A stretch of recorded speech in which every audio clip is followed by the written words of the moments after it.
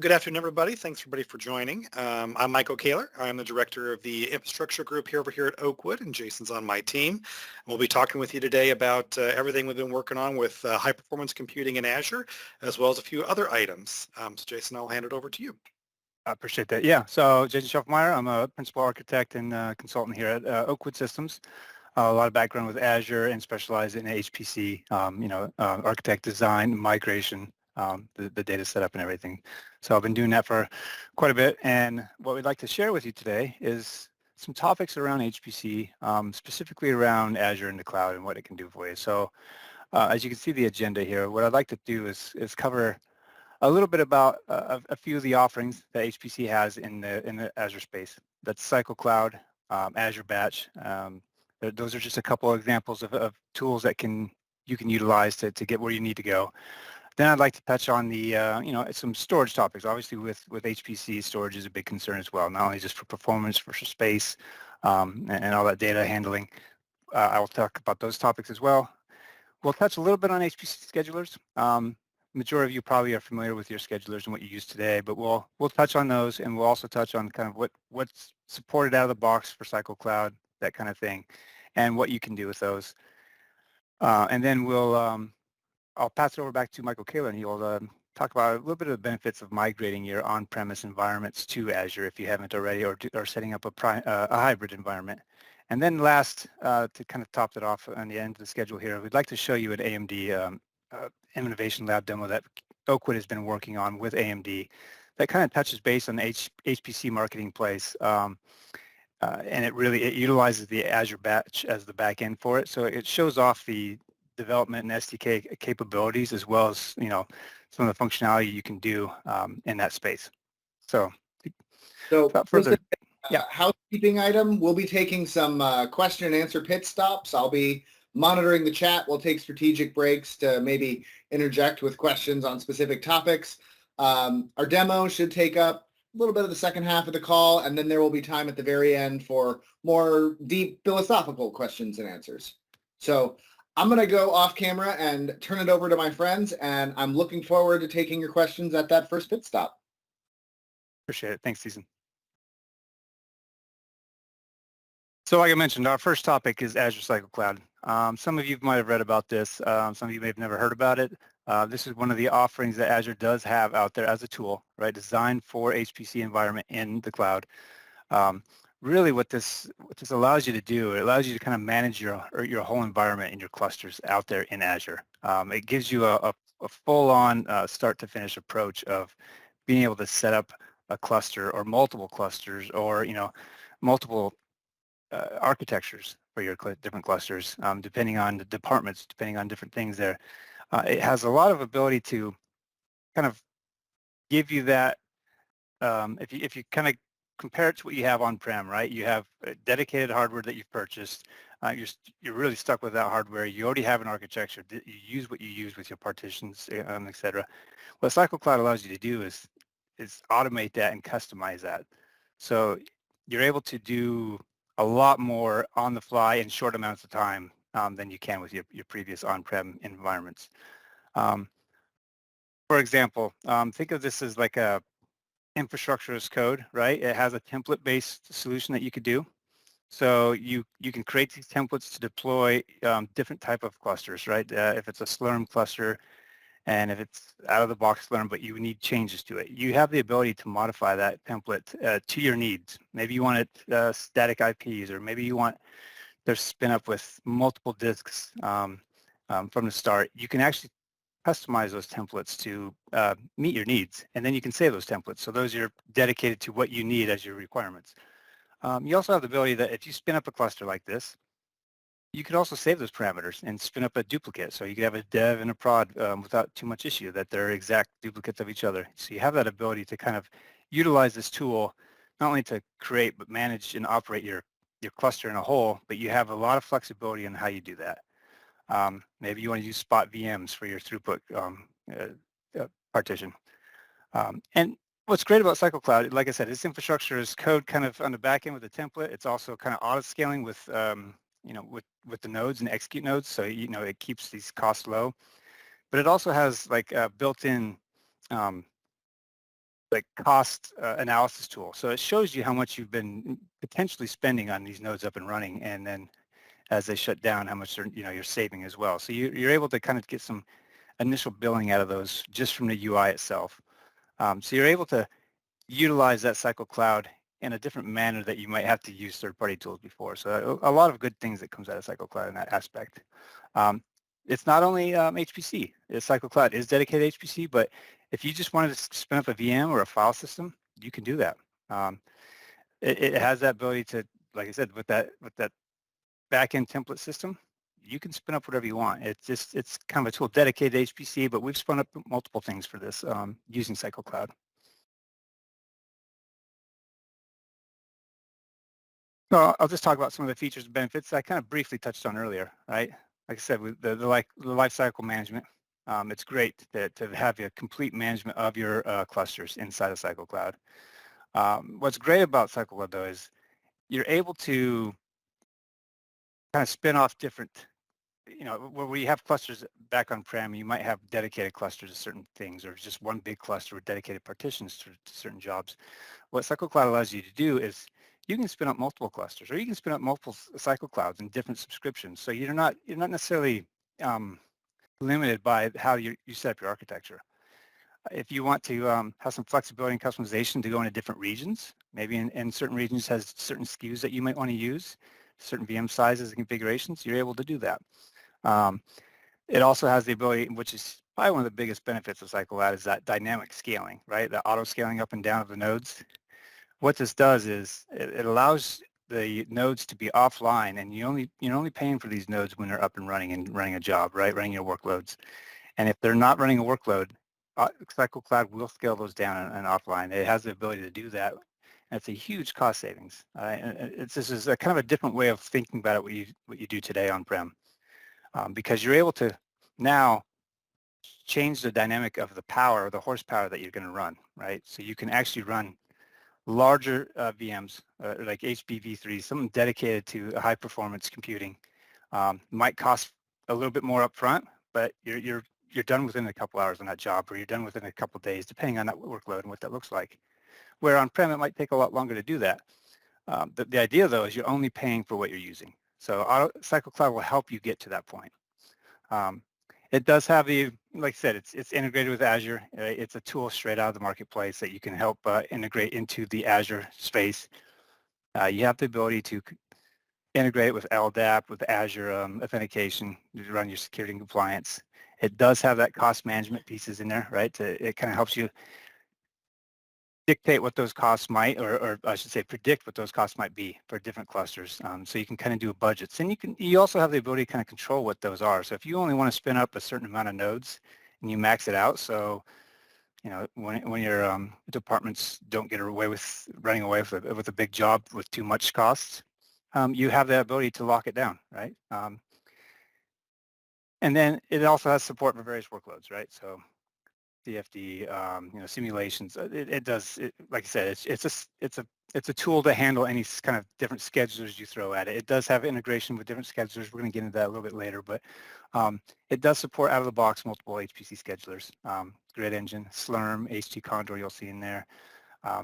Slurm being one of the most popular ones. So we'll go a little bit over some of these in the later slide, but I just want to make sure I pointed out that automation for dynamic scaling, it's a big win. And then the ability to kind of spin up in a very short amount of time exactly what you need is kind of a different mindset that when you think of what you have on-prem. So instead of kind of reproducing what you have on-prem in the cloud, you kind of architect and restructure this whole line of thinking. Maybe you have some partitions that are always up and running that are lower SKUs, right? That they're interactive nodes, so people can do test work on.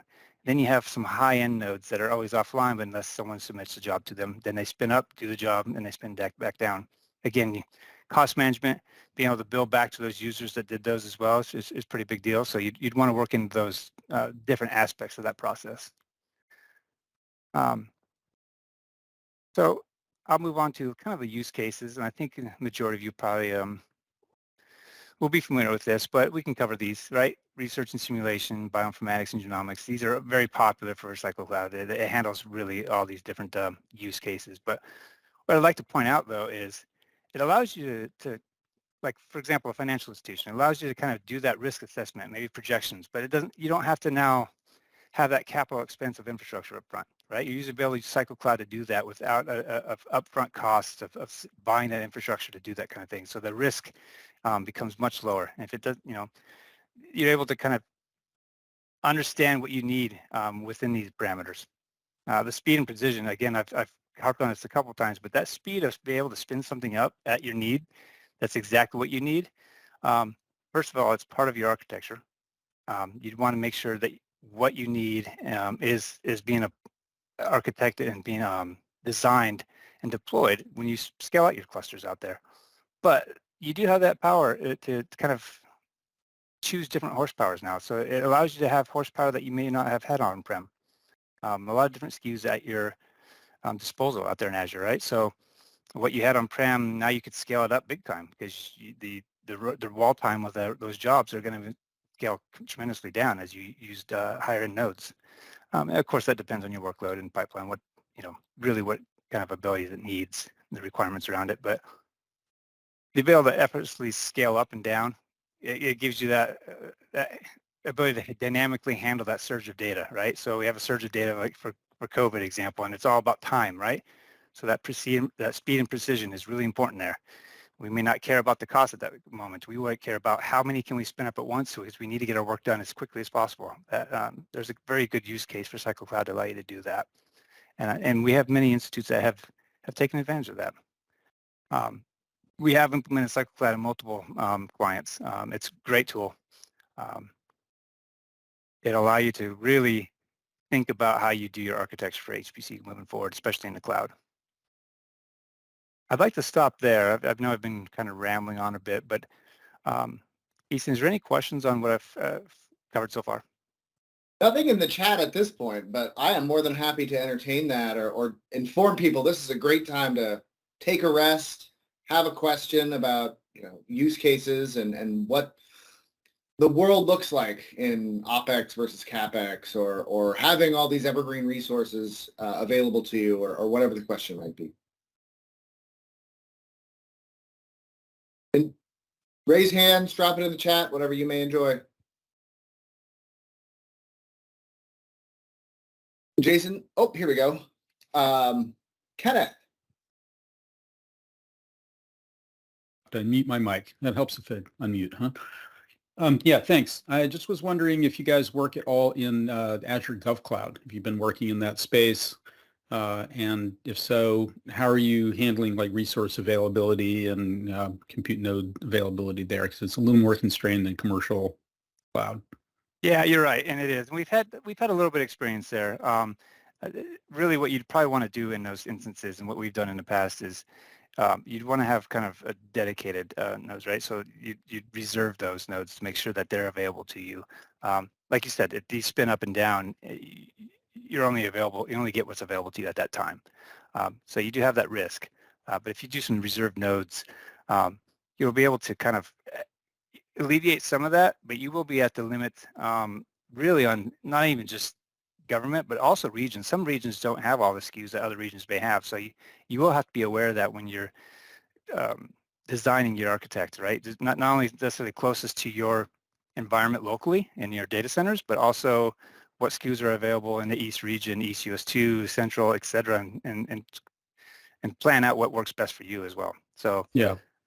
Because I know like Microsoft has a Texas-based region for HPC specifically. I haven't checked to see availability there. So my other question on that is for Cycle Cloud, like if there isn't resource availability, is it like fail hard or does it fail soft? It's sort of like, well, your job's waiting on these resources and we'll get there when we can get there. Or is it kind of like, sorry, I don't know what to do. We're done. Have you experienced that? I haven't experienced that recently, but so what would happen is, Cycle Cloud tries to allocate those resources in the back end, right? It says, I need this SKU, I need to spin it up for these execute nodes. And it will have retries built into there, right? So if it's not allocating a certain amount of time, you will get notifications too of failures within the Cycle Cloud. It'll say unable to allocate this, and it might be just various reasons. Like you said, unavailability is a popular one. So You will have to have an HPC admin really manage that piece of it, making sure everything's running smoothly. Majority of the time, this is not really an issue, but it can be an issue, especially with popular SKUs, right? If we go into maybe high-end ones, GPU ones there's a limited amount that's out there. So you will have to monitor what is available and when you're having failures of nodes spinning up. And you could actually have those on standby, right? You could actually have those dedicated and spun up. The problem with that, of course, is you're going to have to pay for that time that you're reserving them. So there is pluses and minuses to that. You may just redesign what your workloads are requiring, and if you can go to maybe a higher core count that gets your job done faster and it's more available, or the opposite, a lower core count, because you really don't need these high-end CPUs for some interactive jobs that you're doing for these small and few-hour tasks that you're running in simulations. So it allows you. Yeah, go ahead. I was going to say there's a clarifying question in the chat. So CycleCloud dynamically spins up and shuts down VMs as load change. As load change, is that what you said? Load changes, yeah. Oh, as load changes. Yes. So exactly right. So and it really depends on your scheduler too, right? So CycleCloud has native integration, for example, Slurm, right? So you're submitting jobs to the scheduler in Slurm. That had nodes, it's spinning up the execute nodes. Slurm says, I need this partition. This is what you requested with these core counts, this memory, etc. And it spins up. And then it communicates back to CycleCloud and it says, I need these nodes. CycleCloud says, well, those are offline. Let me go ahead and spin those up. So they'll go up. They'll be active. They're running those jobs. After that job is finished and become inactive from running a task for a certain amount of time, CycleCloud will monitor that and be aware of that, and it will shut it down for you. Now you have the ability to change that as well, though. So if you want them up and all the time, you can go into Slurm configurations and say, yeah, just keep this one up and running. We need this at all times because we're submitting jobs every hour. There's no reason for it to shut down and turn back on. Because there is that delay, right? You shut a whole VM down. It might take 10 minutes to spin it back up if you had a custom image, you had startup scripts, et cetera, that are a tool chain that's installing. So you'd have to weigh which option is right for you in your case. Which I'm sure is something that Oakwood is more than happy to advise on. Absolutely. Thank you. All right. Thanks, friends. I'll turn it back over to you. All right. Thank you. So what I'd like to do now is kind of jump into a new technology, or not a new technology, but a different technology from CycleCloud would be something that also handles HPC tasks is Azure Batch. Azure Batch it's a little bit different than CycleCloud in a way that it's kind of your direct parallel and batch processing jobs, right? The focus on Azure Batch, if I wanted to compare it to CycleCloud, would be Batch is typically targeted toward developers, right? They can utilize that rich development of tool sets to do some automation, do some integration directly into Azure Batch. It includes Python, .NET, RESTful APIs, that kind of thing. But it allows allows you to kind of use a set of tools that's native as a PaaS service in Azure to kick off cloud-based jobs and services. In a performance-based, like an HPC, it also has a lot of the similar abilities as CycleCloud, such as scaling up and scaling down of your nodes and pools.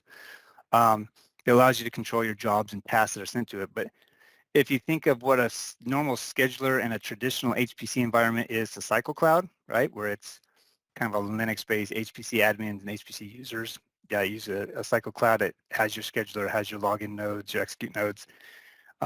Batch is your scheduler, for example. It actually controls the spin up of those nodes. It actually controls those tasks and jobs. So you have abilities for if you're a developer and you're looking for a traditional HPC space and you want something to more workflow integration, right, dynamically, right into a batch processing. Azure Batch is great for that. And the demo we have at the end of this presentation will kind of show off what's capable of that a little bit. If we touch upon the back end of our demo also is utilizing Azure Batch, so you'll be able to see that.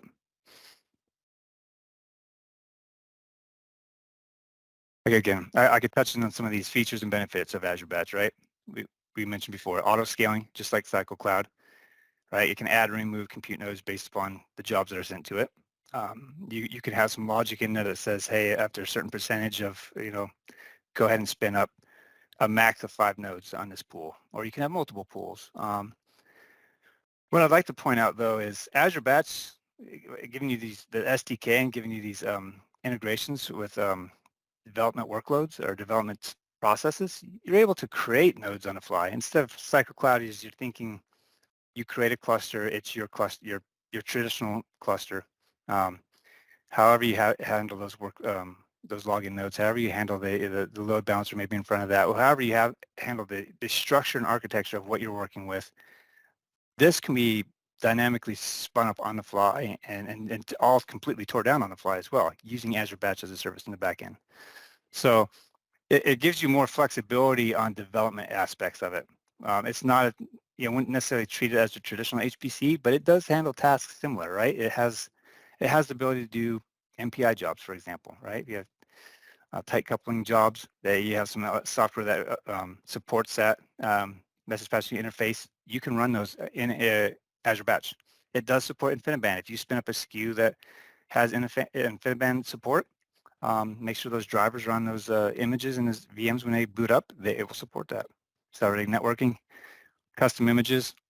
I didn't really touch on this in CycleCloud, but they both support custom images, right? So if you want all your tool chains installed in the image, if you want an image that's dependent on the job or workloads that you're running, you're able to create an image, per cluster, per partitions, however you want to do that.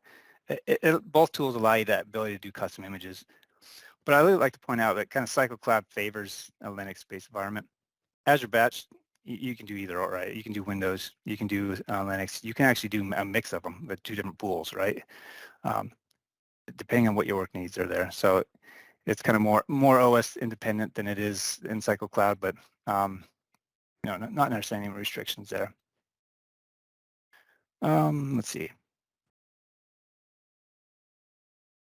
Yeah, a good thing about the Azure Batch, right? You can have a single job containing multiple tasks. Then you can have a job within those run concurrently or sequentially, so one doesn't run until the other one runs.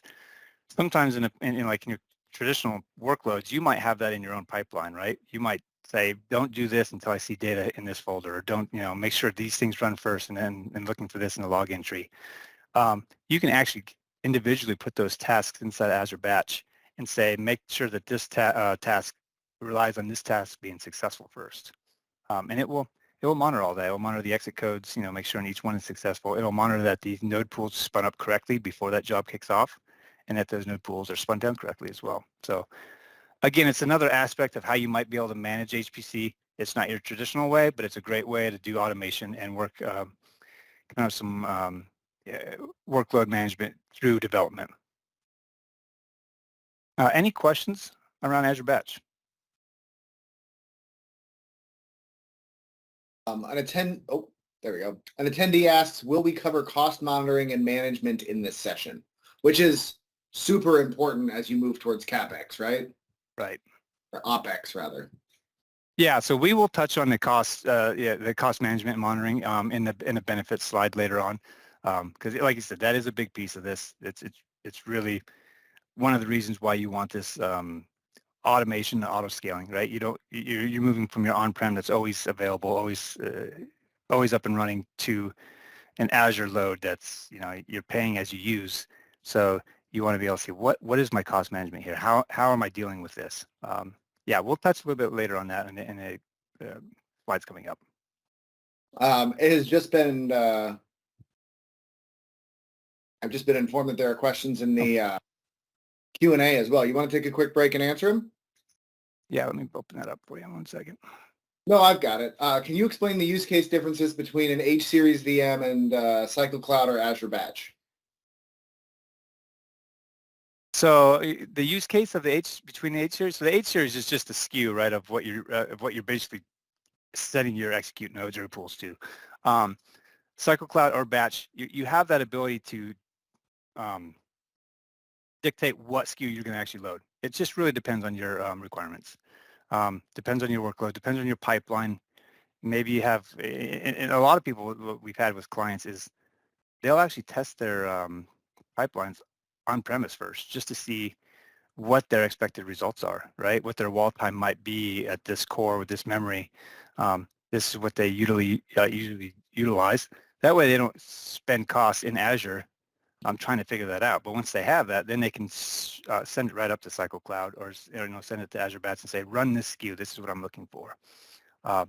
Both Cycle Cloud and Azure Batch have that ability to let you select the SKU that you want to control for those execute nodes. Now that is dependent on your region, right? It depends on availability. So you are limited to what's available in that region as well.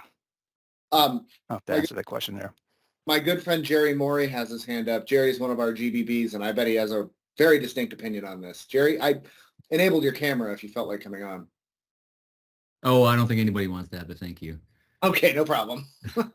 And Jason, I'm going back on my word here. Sorry. That is right. No, I just wanted to point out on that topic too, right? Because there's always a lot of confusion between Cycle Cloud and Batch and when you might use one versus the other. So Cycle Cloud is more of a bring your own scheduler, right? You're already familiar with using Slurm. You want to continue using Slurm or LSF or Grid Engine.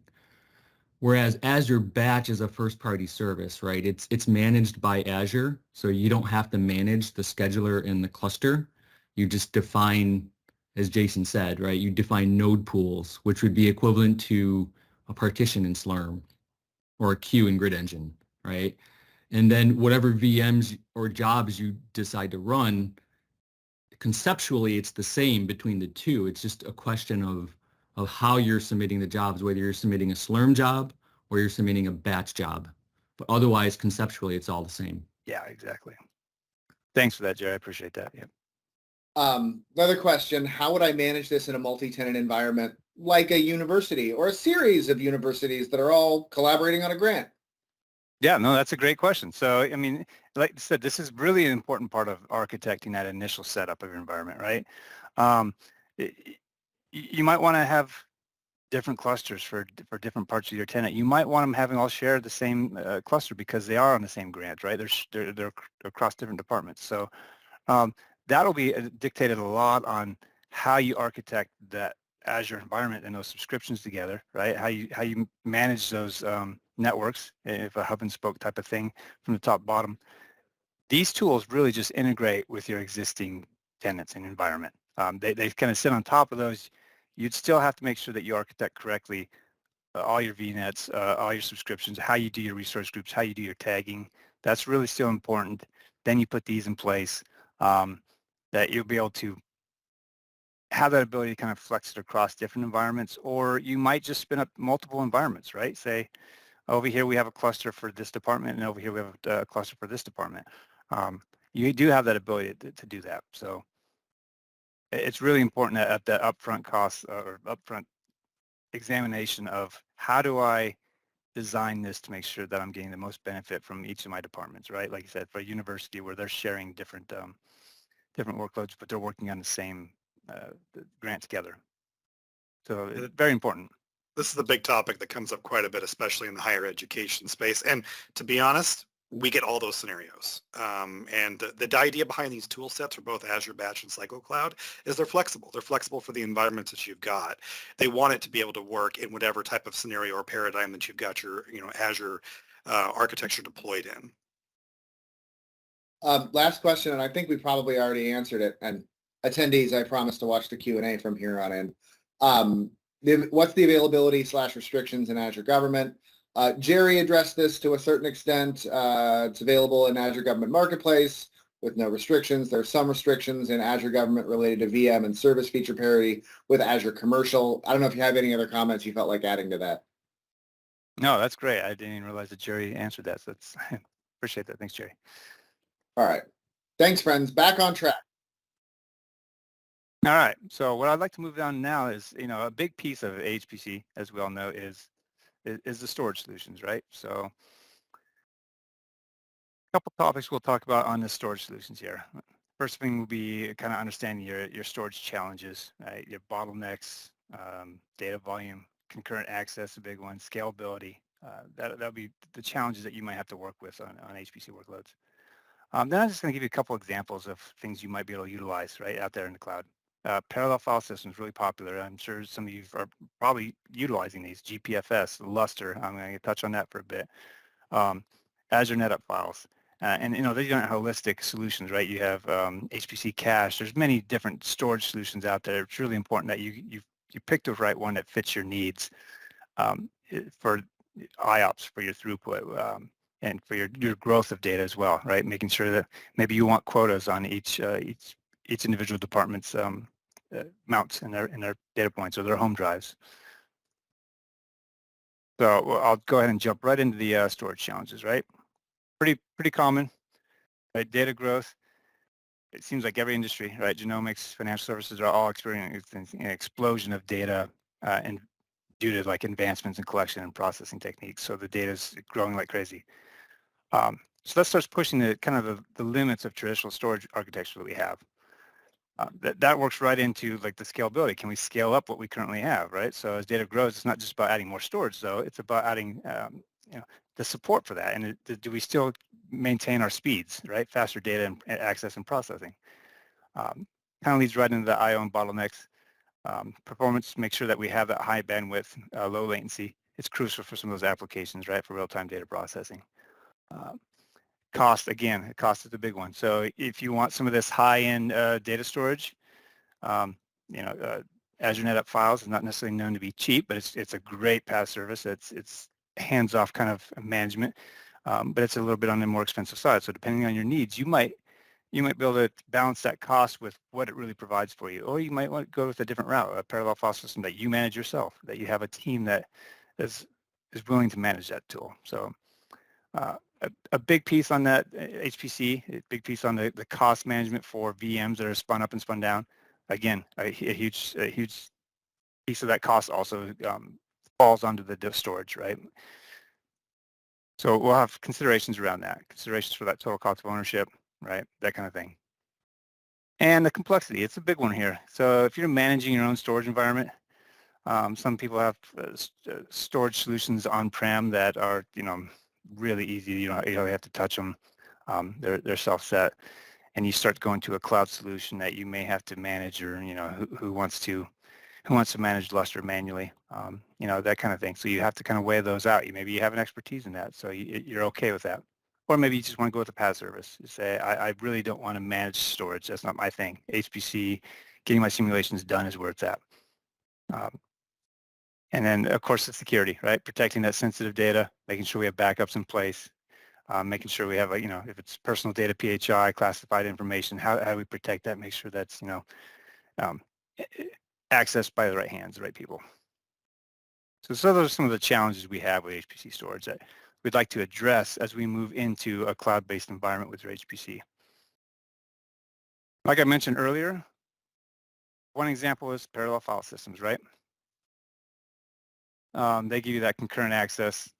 It gives you that kind of that scalability, right? They're designed with the ability to kind of add on like object nodes as you go, add on different pieces as you grow. And really what the key is here, it's the ability to give you multiple clients full-time read and write access to the systems without too much degradation of that system.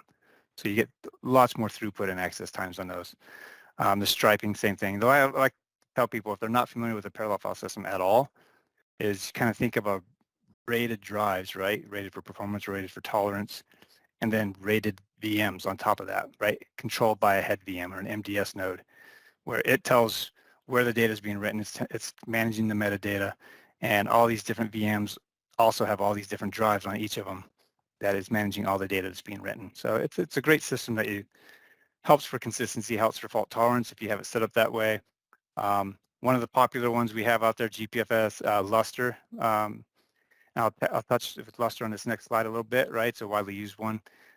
We do have the ability to spin up now, I think it was July that they went general availability with managed Lustre in Azure.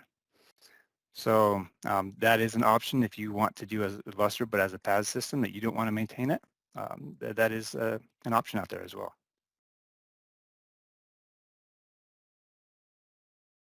Said, just touch a little bit on Lustre, right? Yeah, some of you already know some of these parallel file systems, right? the architectures, MDS box, your object storage servers. That's where you store all your data, manage your input output of that. What I'd like to do is kind of talk about our experience with this. So we've had Lustre spun up in Azure as a standalone nodes. We've spun up Lustre as a template, and I talked about earlier in Cycle Cloud that you can customize your own templates.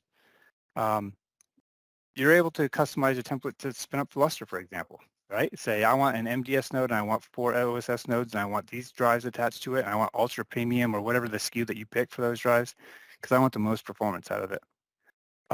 One of the major benefits of Lustre right now that we're utilizing for some of our previous clients is that HSM ability. What that does, and for people that are not familiar, and maybe they're, I don't know how many are Windows users here, but that OneDrive on demand, where those files exist in your OneDrive, but they're not actually local in your system. They're kind of released on the back end up in the cloud until you access them, until you pull them down and need them, it downloads it on the fly. You can kind of think of the HSM as that, right? It writes to a back-end, for example, storage account, a blob storage. So you're writing all your data, your home drive, maybe your workload space. It's writing back to a blob storage on the back end. And you have this ability to kind of manage that with, say, Robinhood Policy Server. It allows you to manage that file system and look at access times, right? Look at the total space on the OSS nodes. If we're starting to fill up to 80%, let's go ahead and release some of those files that haven't been touched in a day or in a month or in a year. Now, you also have the ability to even get really customized with that. Say you have a bunch of small files that, as we know, very small files are not great for input-output to release those and bring them back constantly. So let's keep those always available on our OSS nodes.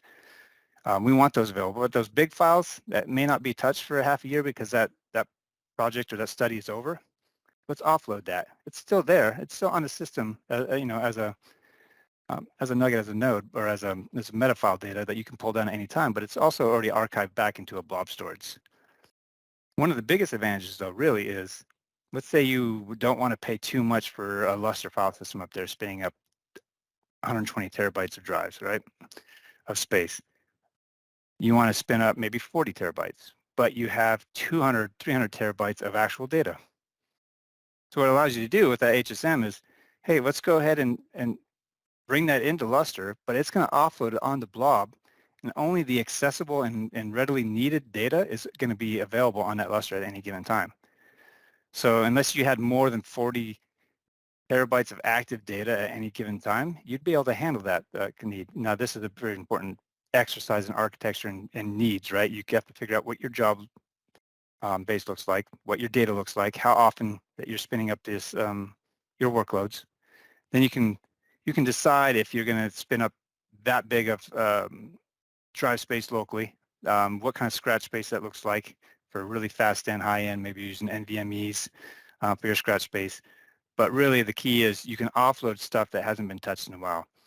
And it's important, again, when you're doing data migration to the cloud, right, you're probably going to want to introduce quotas because this stuff can get really out of control. And it might be out of control right now, right, on your on-premise environment. So it would be important to kind of implement certain policies in place that people are utilizing as you migrate data into Lustre, which migrates back into a blob storage. And then you're paying for that storage on the back end. And we'll touch on this a little bit later, but maybe you want that hot storage and blob to move over to archive storage because it hasn't been touched in a long time. So it's a lot cheaper. These kind of align with the benefits of cost analysis, right, that we'll get into a little bit later. But those are keys in the architecture and say, here's what we're using today. Here's how often we use it. Here's the data that we're actually actively using. Here's stuff that probably hasn't been touched in a year or 2 years, but we need to keep it. Let's move that by policy into archive storage or into cold storage, whatever the need may be. And you have that ability to do that. And if I swing over to a different direction, right, Azure NetApp files. If you don't want to do a parallel file system, if you want to, maybe you want to do NetApp files for your home drives or have a combination of the two, you can do that. It's a fully managed service, right, in Azure, so you don't have to worry about managing it. It has this ability to, NFS version 3, SMB has, so you have abilities to different protocols, right, mapping different mount points to your nodes, etc. It also has that integration with Azure services, right? It is a service itself. It's fully managed, so it has some built-in integrations with other services in Azure. It makes it really easy. But that high IOPS, low latency tasks, that's what Azure NetOps is about. It's about speed, and it's going to come at a cost, right? It is a PaaS service, so you're going to be paying for that, and you're going to have to dictate what that management is of that cost if you're going to utilize that in various fashions in your environment or if you're going to go a different route.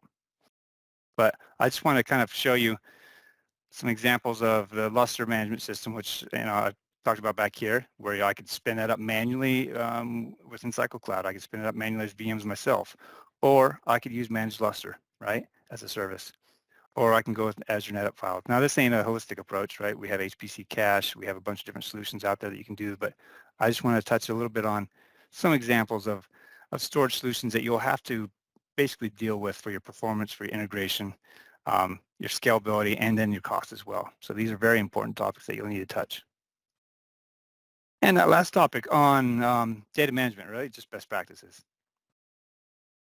I think these are probably straightforward. These would be best practices even if you have it on-prem, right? Access controls, version controls, optimizing the I/O. A lot of this is not anything new to the cloud, but these are things you will want to consider if you haven't yet, or if you are already, as you move to the cloud. What do my backups look like, and where's that data management look or live?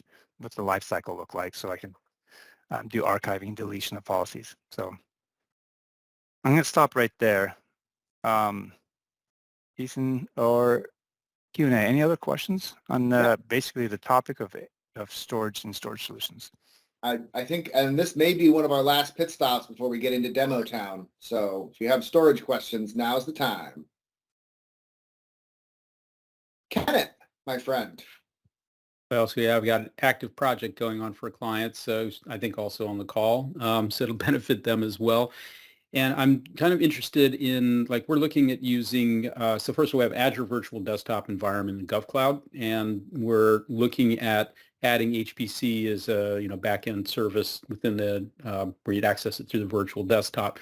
So in order to do sort of file sharing between this user front end where they might be able to do data ingress and egress from that Windows desktop, from the Linux boxes that are going to be doing HPC, we've been looking at something like NetApp files, but one of the considerations is cost management around that.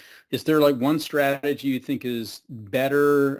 It's not initially a large environment. We've got like one project at the moment. We're planning on a more holistic solution, but I'm thinking about the one project off the top of my head where we've got something like 40 terabytes of data.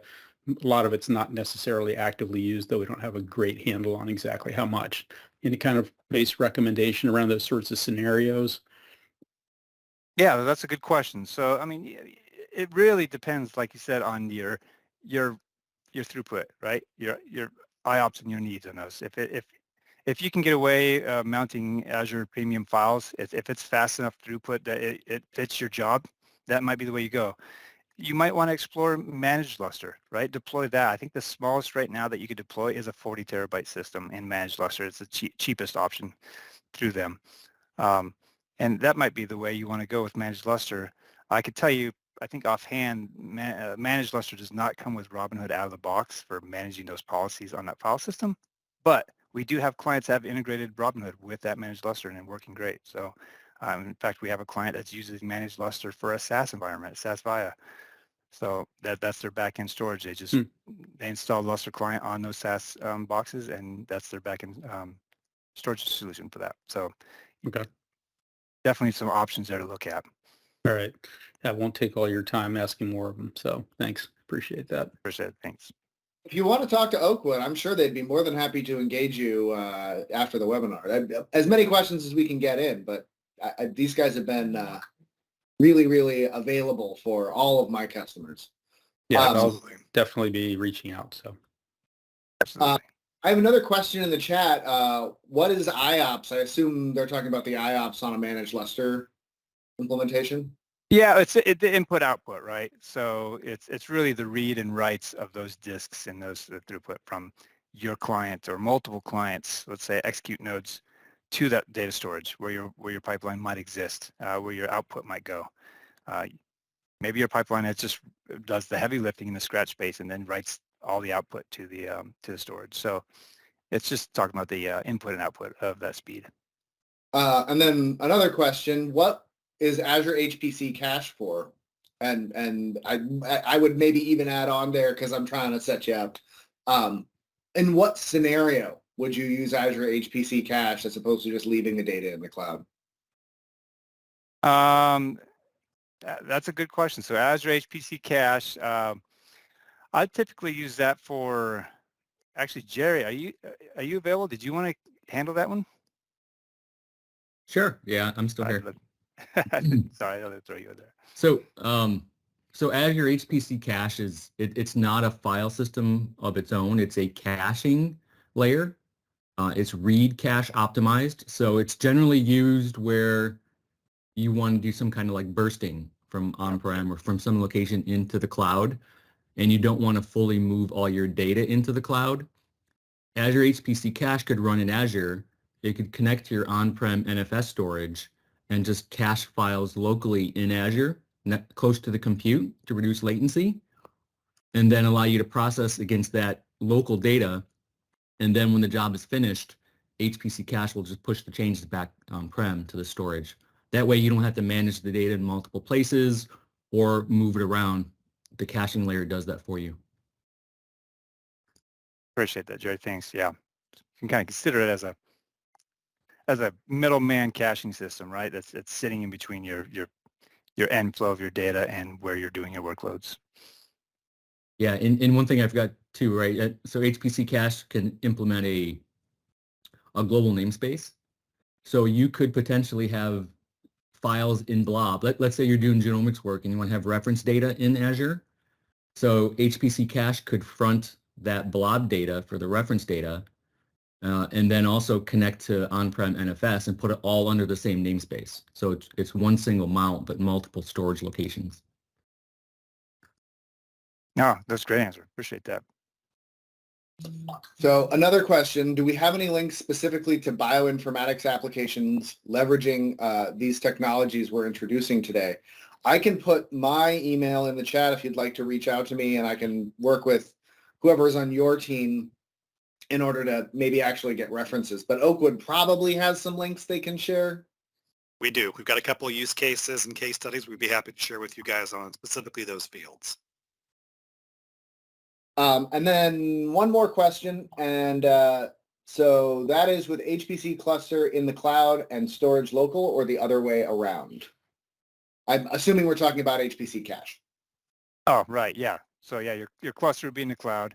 You have your endpoint storage locally. That HPC cache would be the bursting of that data up to that cluster in the cloud, and then writing it back to that local storage. Great.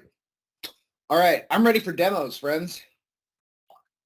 Great. Let me see here. We are running short on time, so I will kind of skip over what we have here. We had some little bit on schedulers. I think everyone is familiar here with schedulers, so I won't go too in depth into that. I just wanted to quick public service announcement. We will be providing this deck to everybody who's here on this call, so you're free to share it out, as well as the demo for the video. So if you guys want to dive into some deeper details or have offline conversations, happy to do so. Yes, appreciate that. Yeah, I just want to stop on this slide here.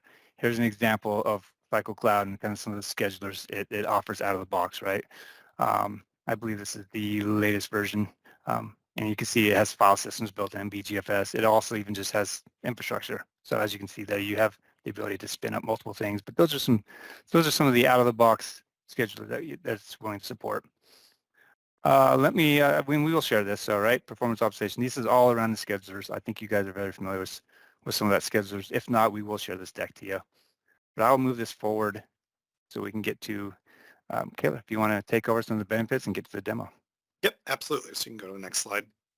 So I know we got a few questions here about what are the impacts of the business and what does this mean as far as translation into business overall. Jason covered a lot of these with the elasticity, the ability to spin up and spin down things in an elastic manner, having the agility to be able to control all of that. We had some questions earlier about, how do you do cost projections, cost controls over all of this? It's very similar to a lot of the controls that are in Azure today natively when you just do any type of IaaS or compute spin-ups. So you have budgeting controls on it. You can spit up controls on what type of SKUs are able to be used in particular subscriptions. If you want to limit it to specific styles, the burstability is nice with the ability to add controls as far as those areas are. Now, out of the box, it's pretty much open across the board, so you're going to want to put those controls into place. That is something that Microsoft and Oakwood can help you guys with. But really, it's the sky's the limit. And you can see some of the feature sets that are listed here on this slide as far as how the scalability goes. And we've got a couple others here in a minute that'll go over some of the other areas. Yep. But it is a highly customizable solution. This covers some of the cost savings areas. Now, like I said, the controls are very similar to what you get in Azure natively nowadays, but you do get some specialized areas around R&D, materials processing, genomics, and things like that that might be specific for those workloads as they get spun up into HPC clusters. Interesting thing enough, the demo we're going to show in a couple minutes actually is a way to try before you buy in a lab scenario to not only show what your jobs would look like in the cloud, but help you also cost project and resource project what it might be should you actually run it in the cloud. So a little preview here for a minute. Move on to the next one, Chef. All right, and GPU acceleration. This is getting really big recently, especially with AI being a big topic for conversations. We're working with a lot of companies, especially with Microsoft directly in a partnership to work with being able to use those specialized SKUs, utilize the GPU market across the board to help HPC not just be strictly around the chip side of things and go more into the GPU side of things as well. So happy to have some further conversations with that, but in lieu of time, and I know how long our demo is, we're going to kind of move past that and go into our demo slide. Yeah, but just wanted to call out, we did have a previous client, they were messing with the GPUs as well. I think it was Cromwell, maybe a GATK pipeline. Yes. Right? So they were able to run a 12 million read job, right, using Guppy in 13 hours. I think their projected on-prem was months using the existing CPUs. So they cut up a completely tremendous amount of time switching over to a GPU pipeline. So yeah, great example of something to dive into there. And I appreciate everybody for bearing with us. We ran a little bit over time. Fun. There is one more question in the chat, which is where can I get the HTML upload control that supports 100 gig files? I assume that question came up from the upload of the files from that demo, right? Is that correct? Yeah. Yeah. We do have, right now there's limits, right, on what we upload, because really what this is a try before you buy demo, right? We're not asking people to actually solve their current workloads in this environment. We're basically saying, hey, go ahead and do some benchmark testing what you've done on-prem out in the Azure environment. Don't necessarily try to solve your own workloads out there, but upload some test demos. And at the moment, we do not support the 100 gigabyte or more files. So we'll be working through those steps on what we support and how much of that wall time we're going to allow people to do in that try before you buy model. I'm asking because of a totally unrelated customer, but also going in HPC, and they're wanting to do an HTML interface for users to be able to upload files as opposed to something like AZ copy or something like that. So Gotcha. that if it exists, you'll let me know. I'll reach out separately around that. Thanks. Cool. All right, Michael, do you want to bring us home? Yep. So again, thank everybody for their time today. I know we answered a lot of questions across the board. So if anybody's got any remaining questions, we're happy to address them, whether it be offline or during this. Here we've got our contact information on here from Oakwood. So if we're happy to field any additional conversations if you guys would like, whether it be about HPC in general, the work that we do with Microsoft, or about the AMD Innovations Lab. And I'd like to thank everybody for their time today. Michael, Jason, thank you for your time. This has been super informative. I encourage everybody to work with Oakwood. They've done amazing work with my customers, and I'm sure they'll do amazing work with you. Yeah, I appreciate it, guys. And if we didn't answer all your questions, go ahead and feel free to reach out to us. And I know cost analysis, those kind of things, those are big questions as moving into the cloud. So we're more than happy to help you walk through those steps. Absolutely. All right. Thanks, everyone. Have a wonderful end of your week. Yes. Thanks, everyone. All right. Thanks, everyone.